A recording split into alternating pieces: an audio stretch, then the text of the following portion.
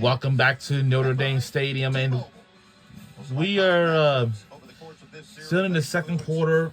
Right before we went to break, we had an injury timeout because one of the players is down on the field injured. So I'm hoping that player will be okay, hopefully. Yeah, football is the most top one dangerous sport of all. Third and goal for Notre Dame. Let's see where we're going to move this early. Come on, what are you? Oh, God. Love! We still on in the play. Let's go, move! And, oh! Jeez! And wait a minute, the flag is in the way. 5:51 remains in the second quarter. Downfield offense. Penalties decline. Result of the play is an interception. First down, USC. Wow. Yardage issues continue for this Notre Dame offense. Just as you called it, Noah. Horrible mistake. What are we doing? The play is dead. Throw the ball away and kick a field goal. We shouldn't do that. That would be fine, but it didn't work. Oh. This opportunistic USC defense, that's their 6th takeaway in the red zone in this early season. They gave up yards, they bent, but when it mattered most, they did not break. And Mike Denbrock talking to his young quarterback, saying, you're better than that, you're smarter than that. Just can't make every play work.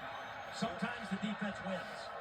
4th interception of the season and career for Carr. You see the 6 red zone takeaways, the 9th total interception of the season for USC. Fitzgerald leads the way in that category with 5 for the Trojans, and King Miller just kind of meanders his way up the middle to the 27-yard line for a pickup of 6. So big momentum shift here. Remember, USC did take the football to start this game, and now 5.5 minutes and counting left in this first half. A chance to drive down the field and regain the lead. Plenty of time, all 3 timeouts. Chance to really swing the momentum of the football game. Mayava got rid of it. Incomplete but a flag. Walker Lyons, the intended target, matched up with the safety of Don Schuler. Most times when you have underthrown passes and the defense interference, defense, number 8, 15-yard penalty, first down. You know, that receiver has the right to try to come back and make a play on the football. Schuler's out of position, and that's an easy call. There was pressure on Mayava. He had to get rid of the football, and the underthrow is what drew the penalty. So moves about 15 yards to the 43-yard line. Riley seeing less balance today without his top 2 running backs. 11 rushes, 20 passes for this USC attack. It's Brian Jackson in the backfield here. We see Jackson, Miller, and Harry Dalton III, the freshman. Handed for Jackson, and he tripped up before he could get to that second level, just across the 45-yard line on a nice play by this Notre Dame defense. You know, that was an excellent play by Elijah Hughes, number 56, a transfer from USC, because the linebackers were blitzing. If he gets to the second level, it's a big play because there was nobody there, and Elijah Hughes was able to trip him up. USC just 41 yards on the ground so far. Zone defense now. Very easy to read for Mayava. They bring 4. It's a screen for Jackson with blockers in front. And Jackson keeps his legs turning across the 40 and down to the 36-yard line. Excellent call by Lincoln Riley against zone defense. You see all these guys drop out.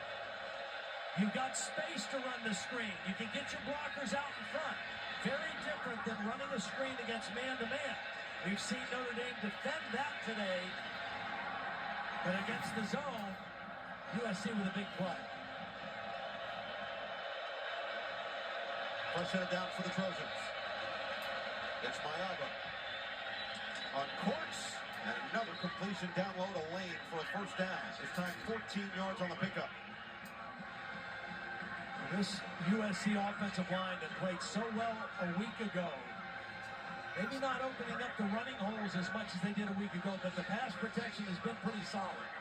This is a good front seven Notre Dame has. They've been getting after the passer the last 3 weeks at a high level. 3+ sacks in each of the last 3 games. They're taking care of their quarterback up front so far. And doing it without multiple starters again. Killian O'Connor missing his second straight game at center. Elijah Page, who is still dealing with an injury, usually at that left tackle spot.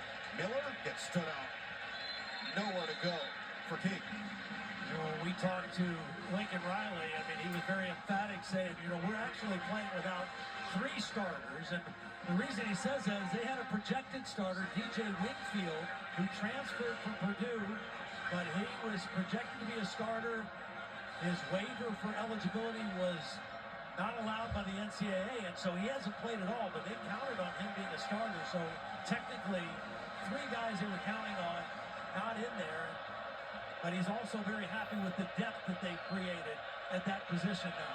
He said offensive line and tight end have been the biggest challenge here.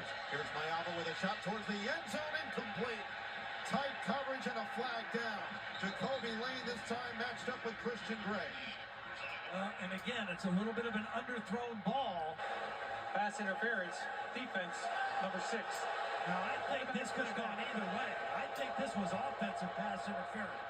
They both have a hold of each other. I mean, who had the better grab on the jersey? They both had each other's jersey as they went to the ground. Terry, what'd you see? Todd's exactly right. You can't just have one or the other. You have to either have both or nothing on this play. You can't just have defensive pass interference. Clearly, both of them are foul. So it goes in the direction of the Trojans, and now as we approach the 2-minute timeout, both teams with all 3 timeouts, and USC with a 1st and goal after the interception from Carr. And they've got, in essence, 4 timeouts because they've got the 2-minute break, and then they've got all 3 of their timeouts. So excellent situation here for Jaden Mayava. Lions the motion man. Jackson on 1st and goal.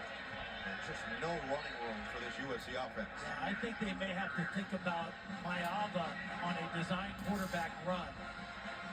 He's got 4 rushing touchdowns. He doesn't have a lot of yards, but he's an effective, sneaky runner in the red zone, and they're having trouble running short yardage kind of plays against this Notre Dame front. Got to imagine they'll take this to the 2-minute timeout, threatening down by 4. And they will. 2 minutes to play in the second quarter in this 95th official meeting between Notre Dame and USC. We've got a battle towards the end of the first half. 4-point game. All right, we're at the 2-minute mark. We'll be right back on either side.